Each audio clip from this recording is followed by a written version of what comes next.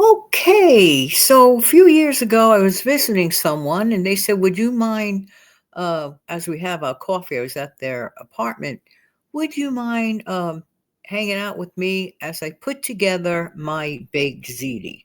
I said, sure, go ahead, do what you have to do. I'm just kicking back, having my coffee. We were hanging out, having a good time.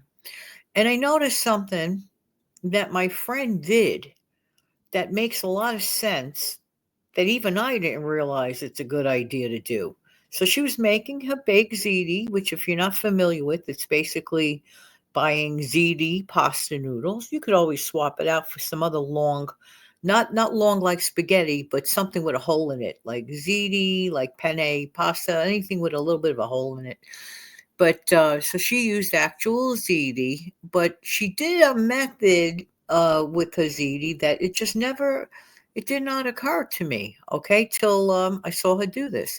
And people basically layer it with their favorite kind of soft cheese of choice, like shredded mozzarella. Many people include a ricotta cheese, or some people even use cottage cheese, whatever it is that they decide to use. But what most people do, and what I was even taught many years ago, was you like dollop it in these like little lumps, if you will, on top of a layer of pasta. First, you line the bottom with tomato sauce, not a lot, it's just to cover the bottom.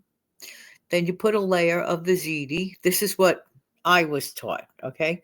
And then you put your little dollops, if you will. Let's say it's a 9 by 13 pan. And just imagine this. You got three lumps across, three lumps in the middle, space in between, three lumps on the bottom. Lumps. But here's what my friend did that I didn't do, and her way makes a ton of sense. My way, only certain sections of the ziti was getting the ricotta, if you will. Then you would layer it with more pasta on top and the sauce and so on. Her way, she put a mixture. She took her ricotta cheese and she entered into it, whatever seasoning she used. Probably used garlic powder, onion powder, so on and so forth. And what she did was she actually mixed up all together in a mixing bowl all of the cooked and drained pasta and entered it into a separate mixing bowl and mixed it all together. I said, this is interesting. I didn't say anything, right? I was just observing, right? Having my coffee and observing. I said, oh, I like this method. So, and then she put the sauce on the top. Number one, it's easier. Number two, actually, I should say number one, because the main reason. So I asked my friend, I said, this is an interesting method. Why do you do it this way? She said, oh, Jan, she said, many people do it the traditional way. She said, but she decided she wanted every single noodle to get coated with her ricotta cheese mixture. I said, wow. That made a ton of sense. Then all she did was ladle some tomato sauce on the top of it, and then sprinkle some shredded mozzarella on top of that. I couldn't believe that. I said something so different, so simple, makes so much sense. That way, every single noodle was coated. Where the other way, the traditional way, some noodles have it on. I mean, you like what you like. Maybe you like the traditional way. I just thought this was a very clever trick.